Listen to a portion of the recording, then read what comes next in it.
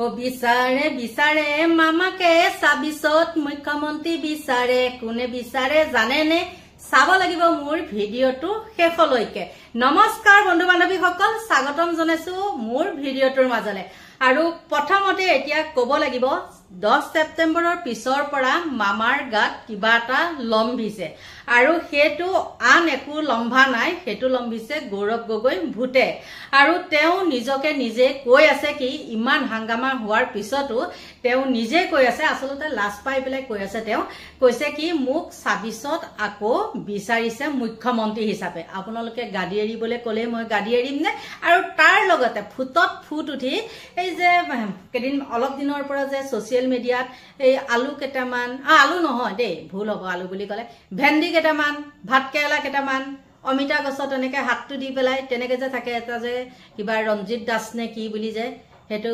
মুছৰ তলত যে হাঁহি মাৰি থাকে যে হেতু এটা আৰু এজন আছে হেৰি দিগন্ত কলিতা বুলি নমুনা কিছুমান দেখাম বাৰু মই পাৰিলে তেওঁলোকে মানে হেতু বিচাৰে আৰু কি কৰিছে জানেনে একদম আচৰিত ইমান নিলাজ তেওঁলোকৰ দলটো কি কৰিছে বা হনুমানৰ বুলে হেৰি একদম হনুমানৰ নিচিনা বুলে তেওঁলোকে হেৰি কৰি আছে মানে সকলোৰে বুলে অন্তৰত সোমাই আছে কেনেকুৱা থাৰ্ড ক্লাস কথা ক'ব পাৰে চাওক সেই ভেন্দি দেখুৱাই থকাটো সোশ্যাল মিডিয়াত যোনটোৱে নেকি ভেন্দি দেখাই থাকে হেতুৱে সেইখিনি কথা কৈছে আৰু কি কৈছে কৈ আছো চাব আৰু তেওঁলোকে মানে এতিয়া কি হৈছে জানে মানে মামাৰ কাৰণে তেওঁলোক হেৰি হৈ আছে তো আৰু এবাৰ টিকট পাইনে নাপায় ৰঞ্জিত দাস বোলাটো হেতু মানে ঠিকনা নাই হেতু কাৰণে তেওঁ এখন আৰু মানে মাৰি আছে বা মোক কিজনী মই এনেকে কোৱাৰ কাৰণে মোক মামায়ে ভালেই পায় তেনেকুৱা এটা কিছুমান হেৰি কৰি আছে আৰু মই দেখাই দিওঁ কি কৈছে আপোনালোকক মানে ভেন্দিয়ালা ৰঞ্জিত দাসে এটো কবলৈ বিচাৰিছে হনুমান যেনেকৈ মানুহৰ অন্তৰত থাকে বুলে কলি যুগত ঠিক তেনেকৈ বিজেপি চৰকাৰখনো বুলে মানুহৰ অন্তৰত একেবাৰে সোমাই গৈছে হনুমানৰ নিচিনা বুলে ঠাই লৈছে হেতু কাৰণে তেওঁলোকে মানে বিচাৰিছে আকৌ বিজেপি চৰকাৰ এতিয়া মই কওঁ শুনক কোন সকলে বিচাৰিছে বিজেপি চৰকাৰ আকৌ ২৬ত যি সকলে নেকি মিয়া মিয়া কৰি পেলাই মিয়াৰ লগত অসমীয়াখিনি কাজিয়া লগাবলৈ বিচাৰিছে মিয়াৰ বেপাৰীৰ সবজি খাই পেলাই মিয়াৰ পাচলি খাই যি সকলে গাত বল বান্ধি সেই সকলে আকৌ কি কৰে চিঞৰি থাকে এই মিয়া খেত যে কৈ থাকে মিয়া মুক্ত হ'ব লাগে সেই সকলেহে বিচাৰিছে আকৌ ২৬ত বিজেপি চৰকাৰখন পাৰিবনে বাৰু ইমান যে ঘৰ দুৱাৰ ভাঙি শেষ কৰিলে আপোনালোকে নিজে কওকচোন মিয়াখিনি খেদিব পাৰিবনে অসমৰ পৰা দম আছে খেদিবলে আকৌ ঘুৰি সেইখিনি তেওঁলোকে সংস্থাপন দিয়ে বুলে ক'বাত মাটি দিছে চৰ অঞ্চলত ক'বাত বুলে লেট্ৰিন বাথৰুম দিছে আৰু মামাৰ যিবিলাক অফিচ আছে মানে একদম মামি চেনেলৰ পৰা আদি কৰি তাত আকৌ ভাল পোষ্ট বিলাকত সেই মিয়া মানুহখিনিহে মিয়া ল'ৰাখিনিহে তাত আছে সেইখিনি আমাৰ অন্ধভক্ত সকলে বাৰু গম পায়নে নিশ্চয় নাপায় আৰু মামাক কিমান ভাল পায় মামাক কিমান কি কৰে আমিও ভাল পাওঁ মামাই ভাল কাম কৰাখিনিক সদায় ফলাগ লওঁ আৰু বেয়া কাম কৰাখিনিক কেতিয়াও ফলাগ নলওঁ আৰু বেয়াখিনি বুলি ক'লেহে মামাৰো চকুত পৰিব হয় না নহয় আৰু এইবিলাকে কথা এতিয়া মই কওঁ মামায়ে মানে এতিয়ালৈকে বুলে মামাৰ মানে বিজেপি চৰকাৰ নালাগে বা মামাৰ হৈ পেলাই কোনেও হেনো এতিয়ালৈকে মানে গাডি এৰক কিবা এৰক এইবিলাক বুলে কোনেও কৈ পোৱা নাই মামায়ে এতিয়ালৈকে কতো দেখাও নাই মামায়ে এতিয়ালৈকে কতো শুনাও নাই গতিকে ময়ে শুনাওচোন বাৰু মামাক আহক আপোনালোকেও চাওক মামাক কিমান ভাল পায় চাই লওক কেইটামান বাক্য মন দি শুনক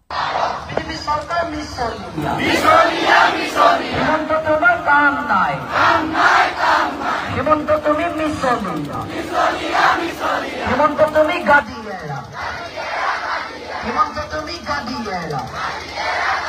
এই শ্লোগান কেইটাত আপোনালোকে কাৰ নাম শুনিলে এই শ্লোগানত কোনো গৌৰৱ গগৈ বা তৰুণ গগৈ বা মনমোহন সিঙৰ নাম নাই আনকি নাম নাই প্ৰধানমন্ত্ৰী নৰেন্দ্ৰ মোদী বা গৃহমন্ত্ৰী অমিত শাহৰো শ্লোগানত স্পষ্ট মুখ্যমন্ত্ৰী ডক্টৰ হিমন্ত বিশ্ব শৰ্মাৰ নাম প্ৰতিবাদকাৰীৰ শ্লোগান যে হিমন্ত তোমাৰ কাম নাই হিমন্ত তুমি মিছলিয়া হিমন্ত তুমি গাদি এৰা শুনক আকৌ এবাৰ কিন্তু মুখ্যমন্ত্ৰী হিমন্ত বিশ্ব শৰ্মাই মানি নলয় এই কথা হিমন্ত বিশ্ব শৰ্মাৰ মতে জনজাতিকৰণৰ দাবীত হোৱা এই আন্দোলন বিজেপিৰ বিৰুদ্ধে হোৱা নাই আনকি এই আন্দোলন কৰিছে বিজেপি কৰ্মীয়ে। জনজাতিকৰণৰ সমস্যা কংগ্ৰেছে সৃষ্টি কৰা সমস্যা, এইটো বিজেপিয়ে সৃষ্টি কৰা সমস্যা নহয়।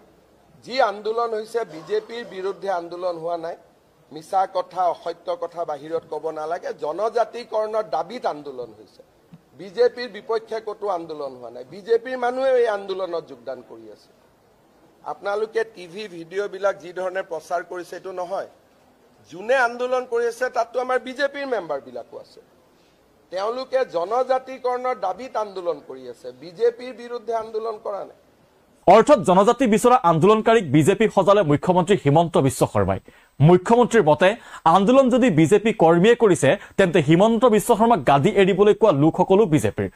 অৰ্থাৎ বিজেপিৰ সদস্যই বিচাৰিছে হিমন্ত বিশ্ব শৰ্মাই মুখ্যমন্ত্ৰীৰ পদ এৰক, কাৰণ তেওঁ প্ৰতিশ্ৰুতি দিয়া 6 জনগোষ্ঠীৰ জনজাতিকৰণ কৰাত ব্যৰ্থ হ'ল। মুখ্যমন্ত্ৰী হিমন্ত বিশ্ব শৰ্মাৰ আৰু এটা দাবী যে জনজাতিকৰণৰ সমস্যা এৰি থৈ গৈছে কংগ্ৰেছে, গতিকে কংগ্ৰেছে ইয়াৰ বাবে জগৰীয়া। হয়, দীঘলীয়া শাসনকালত কংগ্ৰেছে 6 জনগোষ্ঠীৰ জনজাতিকৰণৰ দাবী পূৰণ নকৰাটো কংগ্ৰেছৰ এটা ঐতিহাসিক ভুল। এই ভুলৰ বাবে কংগ্ৰেছ কেতিয়াও দুখমুক্ত হ'ব নোৱাৰে। কিন্তু কংগ্ৰেছে নকৰা এই কাম কৰাৰে প্ৰতিশ্ৰুতি দি বিজেপি শাসনলৈ অহা নাছিল নে? নহলে বিজেপিক অসমৰ মানুহে শাসনলৈ আনিছিল কিয়? বিজেপিয়ে প্ৰতিশ্ৰুতি দিও জনজাতিকৰণ নকৰি 6 জনগোষ্ঠীক কংগ্ৰেছৰ দৰে প্ৰবঞ্চনা কৰা নাই নে? কোনে কেন্দ্ৰীয় চৰকাৰৰ ওচৰত প্ৰতিবেদন দাখিল কৰা নাই? মুখ্যমন্ত্ৰীয়ে নে বিৰোধীয়ে?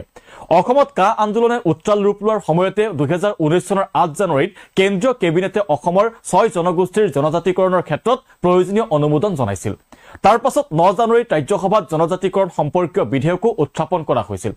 6 জনগোষ্ঠীৰ জনজাতিকৰণ প্ৰক্ৰিয়াটো সম্পূৰ্ণ প্ৰক্ৰিয়াৰ মাজেৰে তেতিয়া আগবাঢ়িছিল।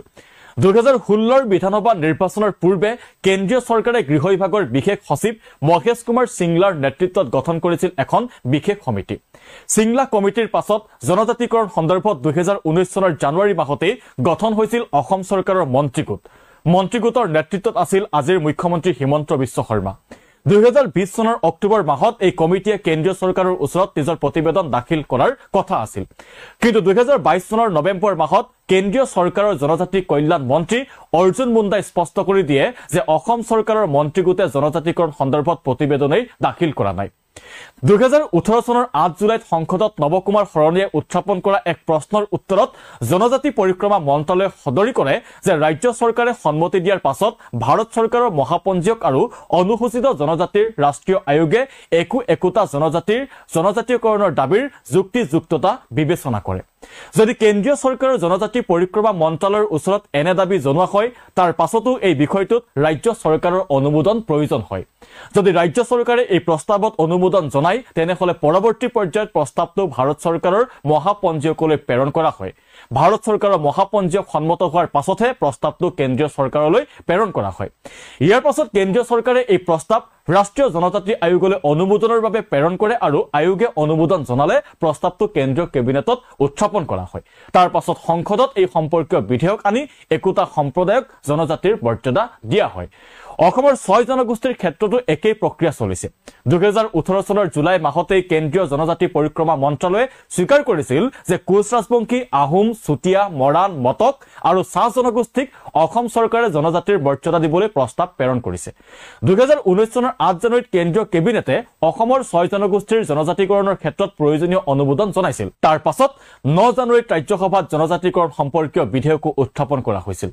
অৰ্থাৎ 6 জনগোষ্ঠীৰ জনজাতিকৰণৰ বিষয়টো সম্পূৰ্ণ প্ৰক্ৰিয়াৰ মাজেৰে আগবাঢ়িছিল। ৰাজ্য চৰকাৰ, মহাপঞ্জীয়ক, জনজাতি আয়োগ, কেন্দ্ৰীয় কেবিনেট সকলোৰে অনুমোদন লাভ কৰাৰ পাছত বাকী ৰৈছে কেৱল এখন বিধেয়কৰ প্ৰসংগ। বিধেয়কখন 2খন সদনত গৃহীত কৰিলে অসমৰ 6 জনগোষ্ঠীয়ে জনজাতিৰ মৰ্যাদা লাভ কৰিব। কিন্তু বিধেয়ক গৃহীত কৰিবলৈ প্ৰয়োজনীয় পদক্ষেপ লোৱাৰ সলনি কমিটি গঠনৰ নাটকেৰে কেন্দ্ৰ আৰু ৰাজ্য চৰকাৰে পাৰ কৰিলে বছৰৰ পাছত বছৰ। 6 জনগোষ্ঠীৰ জনজাতিকৰণত কেন্দ্ৰীয় কেবিনেটে 2019 চনতে অনুমোদন জনোৱাৰ পাছতো একমাত্ৰ ৰাজনীতিৰ স্বাৰ্থতে ওলমাই ৰাখিলে অসমৰ বিজেপি চৰকাৰে। এতিয়া যেতিয়া আকৌ জনগোষ্ঠীসমূহে আন্দোলন কৰিছে তেতিয়া মুখ্যমন্ত্ৰীয়ে আন্দোলন দেখা নাই। আন্দোলন বিজেপিৰ বিৰুদ্ধে হৈছে বুলিও তেওঁ শুনা নাই। কংগ্ৰেছৰ ভুলৰ বাবেহে হেনো জনজাতিকৰণ হোৱা নাই।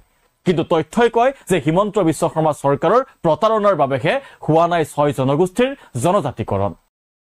নিশ্চয় আপোনালোকে এইখিনি দেখিছেনে মামাক কি ধৰণে গো বেক কৈছে বা গাড়ী এৰিবলৈ দিছে। কিন্তু এইসকল আপোনালোকে নাভাবিব দেই বোলে এইবিলাক ৰাইজৰ দলৰ মানুহ বোলে কংগ্ৰেছৰ মানুহ এইবিলাক বুলি আপোনালোকে নাভাবিব এওঁলোক হ'ল আকৌ বিজেপিৰে কৰ্মী আৰু সেই বিজেপি কৰ্মীয়ে আকৌ তেওঁলোকক গাদীত ৰখাটো বিচৰা নাই বাহিৰ হ'বলৈ দিছে গতিকে গম পালেনে ৰাইজ মামায়ে কিমান সঁচা কথা কয় আৰু এইখিনি মোৰ দিবলগীয়া বুলি নাভাবো কিয় দিলো জানে কাৰণ মামাই যে কৈছে মই থামলেনত ইতিমধ্যে লগাই দিছে আপোনালোকে দেখিছে মামাই কৈছে যে কোনেও বোলে মামাক আকৌ গাদীৰ পৰা অতৰাবলৈ বিচৰা নাই ২৬ত আকৌ পুনৰ মানে মামাকে বিচাৰিছে গতিকে তেওঁলোকৰ বিজেপি কৰ্মীয়ে বিচৰা নাই মামাক আকৌ ২৬ত মুখ্যমন্ত্ৰী হোৱাটো গতিকে সকলোকে ভগৱানে ভালে কুশলে ৰাখক তাকেই কামনা কৰি মোৰ ভিডিঅ'টো ইমানতে সামৰণি মাৰিছো বাই বাই